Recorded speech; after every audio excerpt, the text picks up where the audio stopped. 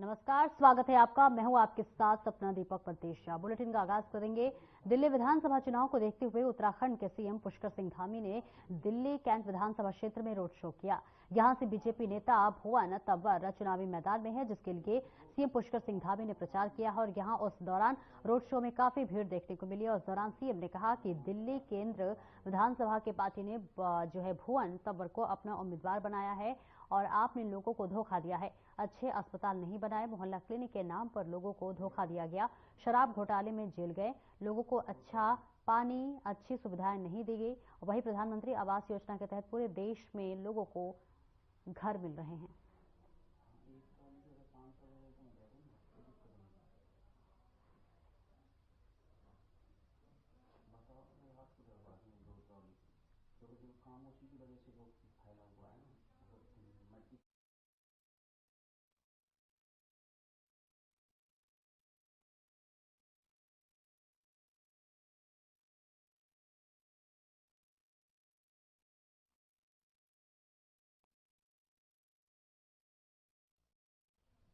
और वहीं बद्री केदार के बाद अब गंगोत्री और यमुनोत्री धाम से भी देश दुनिया का बड़ा संदेश दिया जाएगा और इसके लिए पीएम मोदी के शीतकालीन प्रवास को लेकर एक खास प्लान तैयार किया जा रहा है, जिसके तहत प्रधानमंत्री नरेंद्र मोदी 15 दिनों के भीतर दूसरी बार उत्तराखंड का दौरा करेंगे। और खास बात यह है कि इस दौरान पीएम मोदी गंगोत्री और यमुनोत्री धाम को लेकर कोई बड़ी घोषणा भी कर सकते हैं।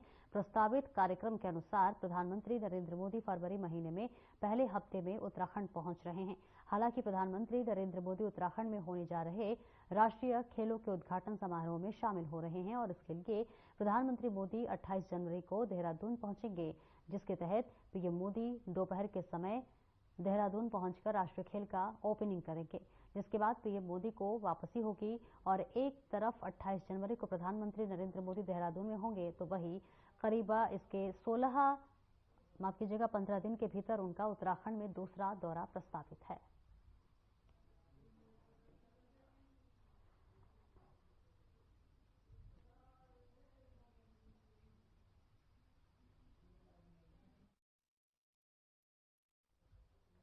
मुख्य सचिव राधा रतूड़ी ने राज्य में 65,000 से अधिक महिला स्वयं सहायता समूहों में से जुड़ी 10 लाख में से अधिक महिलाओं को आपदा प्रबंधन का प्रशिक्षण देने के लिए निर्देश दिया है। इस प्रशिक्षण महिलाओं को आपदा सखी के नाम देते हुए आपदाओं के दौरान ग्राम और तहसील स्तर पर इसको सहायता, राहत एवं बचाव कार्यों में लेने के निर्देश दिए। और इसी तरह इसके साथ ही सैनिक कल्याण विभाग से सभी जिलों में रह रहे पूर्व सैनिकों की जानकारी एवं आंकड़े लेते हुए उन्हें आपदा प्रबंधन का प्रशिक्षण देते हुए उनका सहायता आपदाओं के दौरान स्थानीय स्तर पर लेने के निर्देश दिए हैं। मुख्य सचिव ने यह निर्देश सचिवालय में आपदा जोखिम न्यूनीकरण पर सेंटी फ्रेमवर्क का राज्य में क्रियान्वयन की समीक्षा में बैठक में दिए।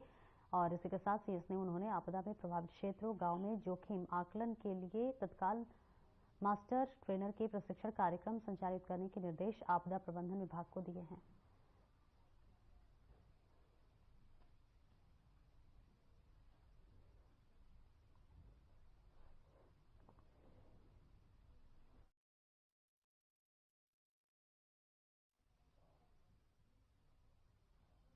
और उत्तराखंड में 100 नगर निकायों के लिए मतदान हो चुका है।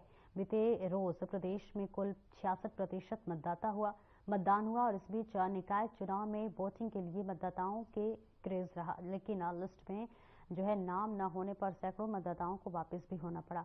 और अब निकाय चुनाव के लिए मतदान के बैलेट पेपर्स को गिनती 25 जनवरी से की जाएगी। आपको बताते चले कि प्रदेश में 1282 वार्ड हैं और उत्तराखंड में वोटिंग के लिए इन निकायों में से 1515 मतदान केंद्र हैं। और इसी के साथ साथ प्रदेश में मेयर पदों के लिए 72 उम्मीदवार, नगर पालिका परिषद और नगर पंचायत अध्यक्ष पदों के लिए 445 उम्मीदवार हैं। और इस बीच फिलहाल कांग्रेस और बीजेपी के बीच का मुकाबला देखने को मिला, लेकिन कई जगह ऐसी हैं जहां बीजेपी कांग्रेस से बागी हुए हैं, उम्मीदवार भी मैदान में हैं।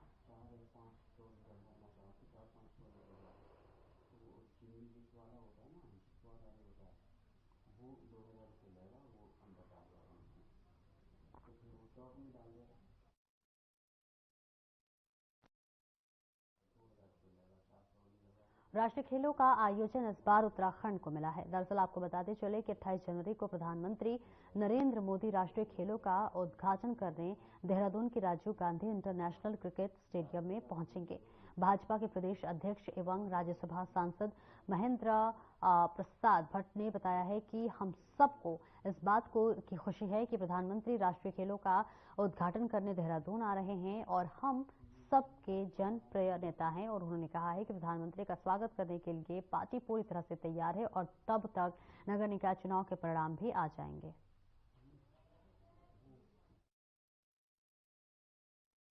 एम्स के संदर्भ में प्रधानमंत्री जी का 28 तारीख को आगमन है और हम सब लोगों ने प्रधानमंत्री जी हमारे नेता है, इसलिए एयरपोर्ट से लेकर उनके आगमन से लेकर उनके आने तक के कार्यक्रमों में हम कहाँ उनका स्वागत कर सकते हैं उसकी हमने रणनीति बनाई है।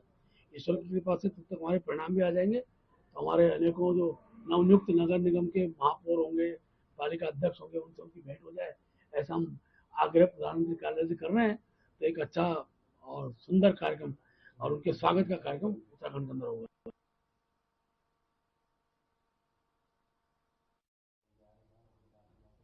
और उत्तराखंड के नगर निकाय चुनाव 2025 में सूबे के पूर्व मुख्यमंत्री हरीश रावत का जो वोटर लिस्ट से नाम गायब होने का चर्चा विषय बना हुआ है और इस कारण बीते रोज हरीश रावत निकाय चुनाव में अपना वोट भी नहीं डाल पाए हैं।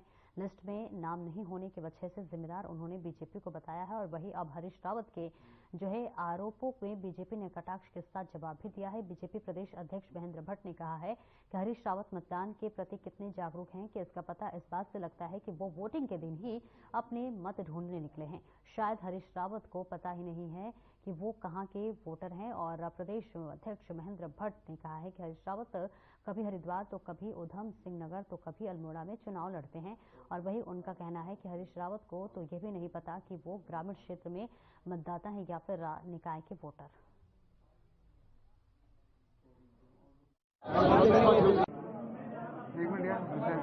मैंने लोकसभा के चुनाव में माजरी में वोट दिया था, माजरा में वोट दिया था और बीएलओ भी आए थे यहाँ। उनको हमने बता दिया था कि मेरा नाम वहाँ है, मैं यहाँ, लेकिन यहाँ भी हमने चेक कर लिया जहाँ रहते हैं कि राजा रहे, पहले ऊपर रहते थे राजपुर में, तब भी माजरा में था और अब नजदीक आ गए तो नाम ही गायब है जैसा मुझे बताया गया है अभी। लेकिन इलेक्शन कमीशन को मैंने खबर की है, उन्होंने कहा हमारा सर्वर डाउन है, जरा चेक कर लेंगे। रावत जी मतदान के प्रति कितने जागरूक है इसका पता इस बात से लगता है कि आज मतदान के दिन अपना मत को ढूंढने निकले। शायद हरीश रावत जी को पता ही नहीं कि मतदाता है कहाँ के। कभी हरिद्वार से चुनाव लड़ते हैं, कभी उधमसिंह नगर से लड़ते हैं, कभी अल्मोड़ा से लड़ते हैं। तो व्यक्ति को यही नहीं पता वो ग्रामीण क्षेत्र का मतदाता है कि नगरीय क्षेत्र का मतदाता है। तो स्वाभाविक रूप से एक प्रकार का चुनाव के दिन जब हार दिखने लगती है तो आरोप के लिए कुछ रास्ते ढूंढे जाते हैं और देहरादून के अंदर मतदान ढूंढना इसके पीछे का उनका एक यही लक्ष्य है। क्या नाम है?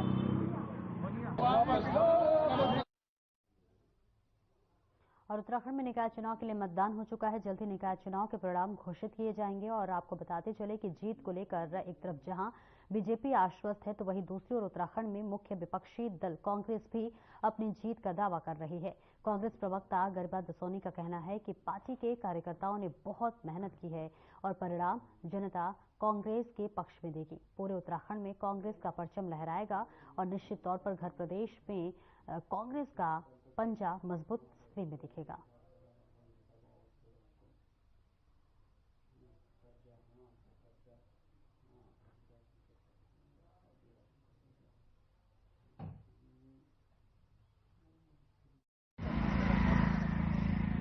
मैं अपनी जीत के प्रति सुनिश्चित हूं क्योंकि मेहनत की है।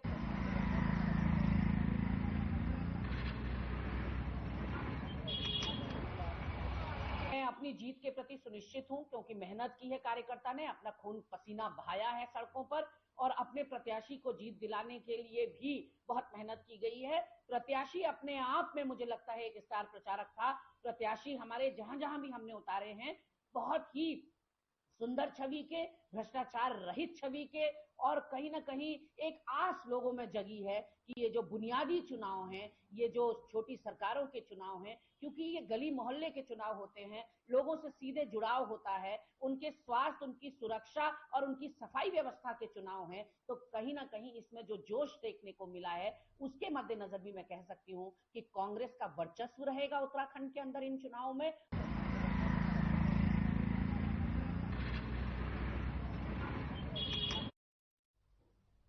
और भले ही बीते रोज निकाय चुनाव संपन्न हो चुका है, लेकिन सैकड़ों लोगों का नाम लिस्ट से गायब होने पर कांग्रेस बीजेपी को घेरा है। कांग्रेस ने भाजपा पर गंभीर आरोप लगाते हुए चुनाव प्रक्रिया में धांधली का मुद्दा उठाया है। कांग्रेस ने कहा है कि बड़ी संख्या में मतदाताओं के नाम मतदाता सूची से गायब है, जिसमें कि जनता का विश्वास चुनाव प्रक्रिया से उठ रहा है।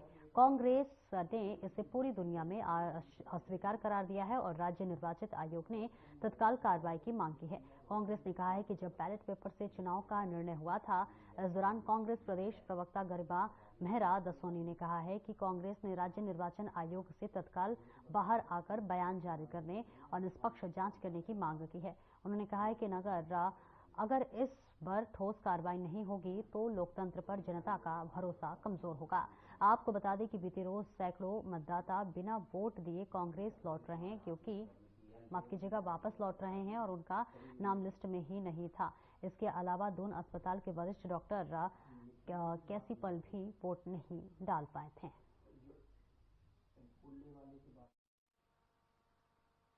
नहीं, मुझे वोट इस बार नहीं मिला। कई लोग मेरे वहाँ कन्वेंसिंग करने आए थे, लेकिन पिछले बार तो जब भी वो आते थे तो छोटी सी स्लिप भी दे जाते थे। इस बार उन्होंने स्लिप नहीं दी और हमें लगा कि हम हमेशा एमएलए एमपी वाले उसमें हम एमकेपी में जाते थे, तो सुबह हम एमकेपी में गए तो उन्होंने कहा नहीं, आप 26 नंबर इधर सेंट थॉमस में है। तो मैं सुबह से 2-3 जगह लिस्ट सारी देख चुका, मेरा नाम और मेरे 4 वोट हैं। सबसे मिलने से मना करता रहा, ऐसा लग रहा था कि बहुत काम है उनके पास करने के लिए। अब पता चल रहा है कि 5 बजे से पहले क्यों पत्रकारों से मिलने की मनाही थी या दूसरे लोगों से मिलने की मनाही थी, क्योंकि काम ये चल रहा था वोटर लिस्ट में से नाम गायब होने का। एक पूर्व मुख्यमंत्री का नाम आप लिस्ट में से उड़ा देते हैं, मेरे पूरे परिवार का नाम आप लिस्ट में से उड़ा देते हैं, दून अस्पताल के एक वरिष्ठ चिकित्सक केसी पंजी के पूरे परिवार का नाम उड़ा देते हैं। एक एक बूथ से अब जानकारी मिल रही है कि 500 नाम गायब हैं, और खास करके उन बूथों से जहां कांग्रेस की पॉकेट है, जहां सत्तारूढ़ दल को यह डर था कि जिस इलाके से, जिस क्षेत्र से कांग्रेस जीत रही है, वहां से तो एक बड़ा चंक मतदाताओं का उड़ा दिया गया है लिस्ट में से।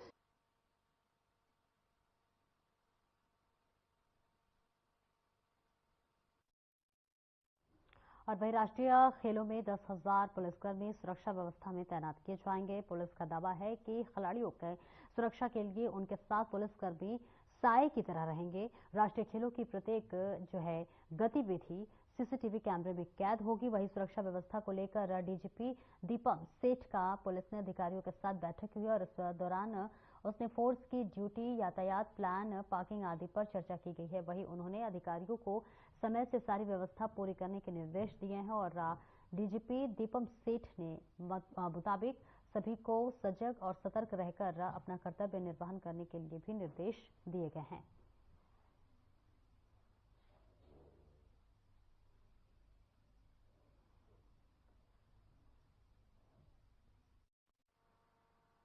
कि आप जानते हैं कि ये उत्तराखंड पुलिस के लिए जो 38वां जो हमारा ये राष्ट्रीय खेल है, ये अब तक की जब से हमारा राज्य बना सबसे बड़ी चुनौती है, सबसे बड़ा आयोजन है।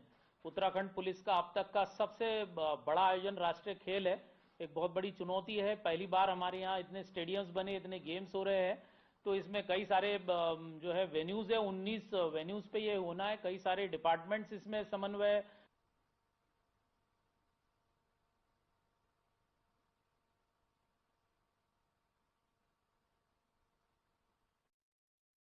और उत्तराखंड में समान नागरिक संहिता लागू होने से पहले लोगों में कई तरह के कंफ्यूजन है।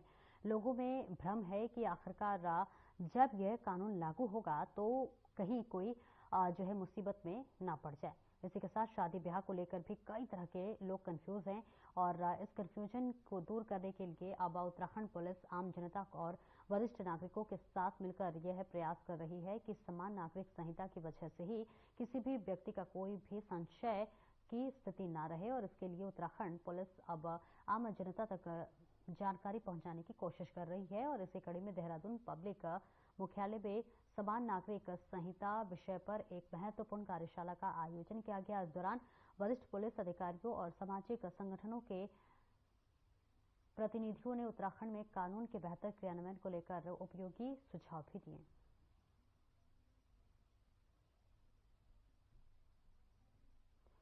और इस बीच तस्वीरें आपको दिखा रहे हैं जहां पर यूसीसी को लेकर लोगों को किसी भी तरह की कोई भी कंफ्यूजन ना हो, इसके लिए लगातार जो है उन्हें प्रशिक्षण दिया जा रहा है। उसके लिए देखिए कार्यशाला का भी आयोजन किया गया जिससे कि जनता को कोई भी भ्रम या फिर कोई भी संशय ना हो, जनता किसी भी संशय में ना पड़े।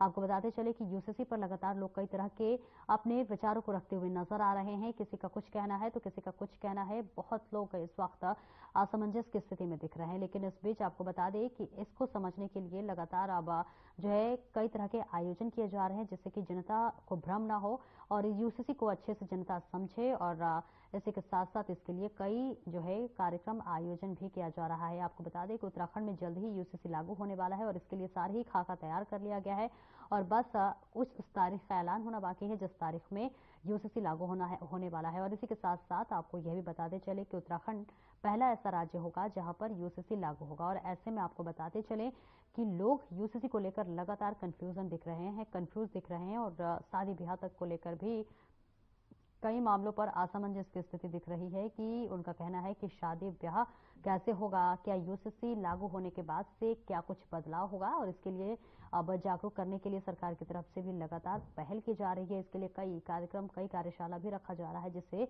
जो लोग भ्रमित हैं यूसीसी को लेकर उस पर उनका जो भ्रम है वो खत्म हो सके, जो कंफ्यूजन है, जो संशय बना हुआ है उसको कम करने की कोशिश लगातार प्रशासन की तरफ से किया जा रहा है जिसके लिए कई तरह के कार्यक्रम कार्यशालाओं का आयोजन किया जा रहा है। यूसीसी लागू होने से पहले सभी लोगों को उस भ्रम से दूर करने की कोशिश की जा रही है।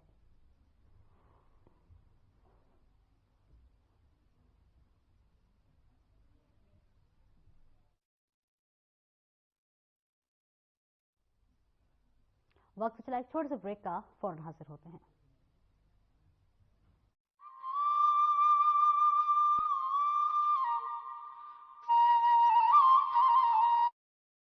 अपनी स्थापना के रजत जयंती वर्ष में प्रवेश कर चुके युवा राज्य उत्तराखंड 38वें राष्ट्रीय खेलों के सफल आयोजन की बड़ी जिम्मेदारी निभाने के लिए पूरी तरह तैयार है। प्रदेश के मुख्यमंत्री श्री पुष्कर सिंह धामी के आग्रह को स्वीकार करते हुए भारतीय ओलंपिक संघ ने योग और मलखंभ जैसे 2 पारंपरिक खेलों को भी राष्ट्रीय खेल का हिस्सा बना दिया है। हाल ही में राजधानी देहरादून में आयोजित एक भव्य कार्यक्रम में मुख्यमंत्री ने 38वें राष्ट्रीय खेलों के शुभंकर प्रतीक, मौली, लोगो, जर्सी, एंथम और टैगलाइन का अनावरण किया। इस अवसर पर उत्तराखंड में राष्ट्रीय खेलों के लिए टैगलाइन संकल्प से शिखर तक घोषित की गई। मैं देवभूमि उत्तराखंड के सभी लोगों की तरफ से आदरणीय प्रधानमंत्री श्री नरेंद्र मोदी जी का धन्यवाद प्रदान करता हूं। 28 जनवरी से 14 फरवरी 2025 तक चलने वाले राष्ट्रीय खेलों का सुंदर लोगो और शुभंकर मौली दोनों ही उत्तराखंड के राजकीय पक्षी मोनाल से प्रेरित है, जो प्रदेश की विशिष्टता को प्रदर्शित करने के साथ उत्तराखंड की प्राकृतिक सुंदरता और विविधता के रंगों को भारत के प्रत्येक कोने तक पहुंचाएगा। उत्तराखंड को बधाई देना चाहता हूं जो इन खेलों का आयोजन कर रहे हैं। उत्तराखंड ने इस आयोजन को एक नया रूप और दृष्टिकोण दिया है। राष्ट्रीय व अंतर्राष्ट्रीय स्तर पर पदक लाने वाले खिलाड़ियों को सरकारी नौकरी देने के साथ साथ प्रदेश में नई खेल नीति लागू कर विभिन्न माध्यमों से राज्य में खेल और खिलाड़ियों को लगातार प्रोत्साहित कर रही है उत्तराखंड सरकार। उत्तराखंड में 38वें राष्ट्रीय खेलों के भव्य आयोजन में आपका स्वागत है।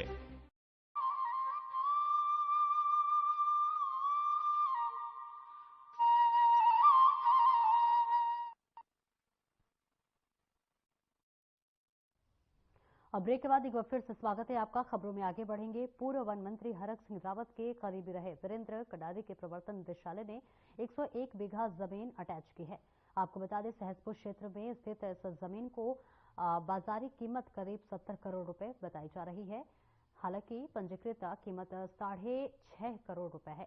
वहीं ईडी इस मामले में पिछले साल फरवरी में जांच कर ईडी से मिली जानकारी के अनुसार इस जमीन में संबंधित पुलिस थाना सहसपुर में मुकदमा दर्ज किया था और जिसके बाद वीरेंद्र सिंह कंडारी ने इस जमीन को दीप्ति रचित और लक्ष्मी राणा के लिए बेच दिया था। और इस बीच इन जमीनों की एक हिस्सा अब Doon institute of medical science के पास है और ये जो है संस्थान पूर्णा देवी मेमोरियल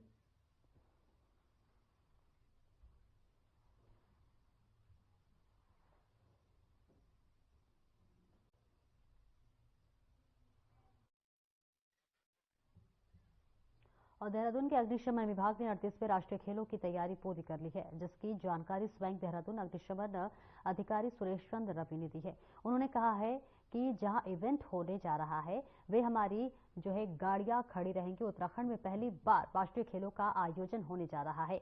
इसको हम एक चैलेंज के रूप में देख रहे हैं और इसी के साथ ही अधिकारी ने बताया है कि इवेंट ग्राउंड के अलावा खिलाड़ी जिन होटलों में ठहरेंगे वहां भी हमारी मोटर फायर इंजन खड़े रहेंगे।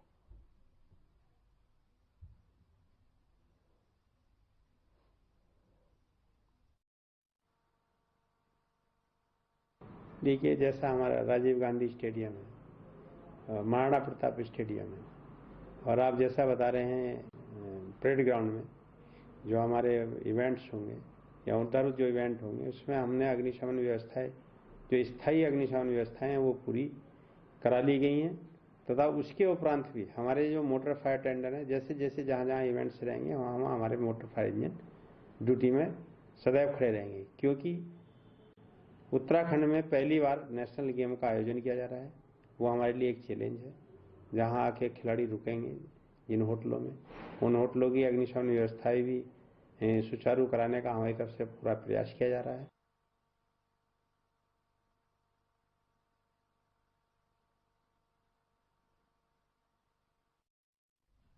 उत्तराखंड एसटीएफ के एसपी अंकुश मिश्रा ने जनता से अपील की है कि डिजिटल अरेस्ट एक स्कैम है। उन्होंने कहा है कि सीबीआई अफसर, इसी के साथ साथ Mumbai crime branch, cyber crime, IT या फिर ईडी अफसर या फिर कोई भी एजेंसी आपको व्हाट्सएप के माध्यम से डिजिटल अरेस्ट करने हेतु नोटिस नहीं देती है।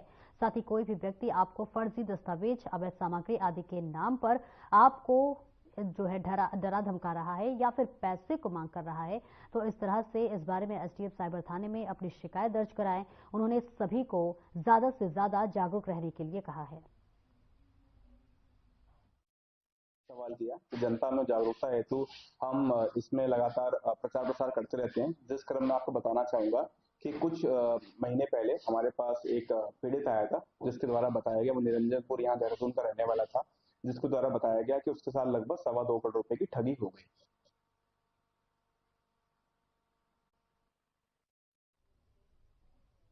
और खबर देहरादून से है, जहां पर परिवहन विभाग डीजल की पुरानी सिटी बसों और डीजल वाले विक्रय को जो है वो बाहर का रास्ता दिखाने के फिराक में है। परिवहन अधिकारी सुनील शर्मा की माने तो उनका कहना है कि उत्तराखंड के अंदर प्रदूषण को देखते हुए वह पर्यावरण को बचाने के लिए ये ठोस कदम उठाने जा रहे हैं। उन्होंने बताया कि देहरादून शहर के अंदर जो सिटी बसें चल रही हैं उनकी संख्या 178 है। जो डीजल से संचालित हो रही हैं वो काफी पुरानी हो चुकी हैं। इसके अलावा जो विकास विक्रम चल रहा है, जिसकी संख्या लगभग 500 से करीब है, उनका जो है उन्हें बदलकर ऐसी गाड़ियां जो कि सीएनजी से चलती हो या फिर पेट्रोल से चलती हो, तो ऐसे में उनका ऐसे संचालन करवाया जाए और इसके लिए सरकार ने सब्सिडी भी प्रोवाइड कराई है।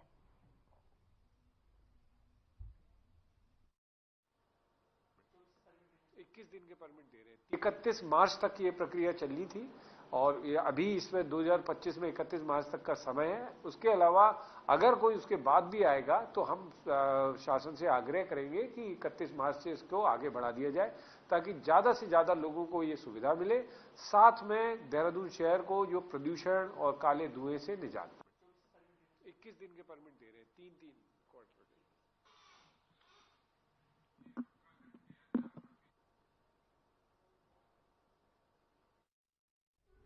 और वही सर्द मौसम में पौड़ी के जंगलों में आग लगनी शुरू हो गई है, जंगलों में आग लगने वालों की वन विभाग और पुलिस पहचान कर रही है और इसी के साथ पौड़ी देवा प्रयाग मोटर मार्ग पर जो है द्वारीधार के समीप जो है रात के समय में भी कोई भी जो है शरारती तत्व ऐसे हों उन पर भी कड़ी कार्रवाई के लिए पुलिस अब सजग दिख रही है। सूचना मिलते ही फायर की टीम और वन विभाग की टीम ने मौके पर पहुंचकर कड़ी मशक्कत के बाद आग पर काबू पा लिया और जंगल में आग लगाने वालों की खोज भी की जा रही है। वहीं वन विभाग पौड़ी गहलोत के जो है गढ़वाल के अधिकारियों का कहना है कि फायर सीजन में पहले ही इस तरह की घटना होना चिंता का विषय है, लेकिन आगे आग लगने की घटना को मुख्य कारण जो है स्थानीय शरारती तत्व हैं, जिनसे विरुद्ध सख्त कार्रवाई की जाएगी।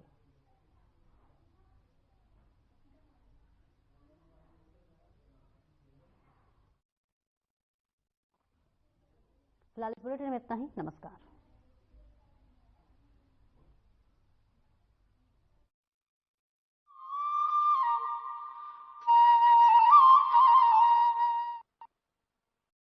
अपनी स्थापना के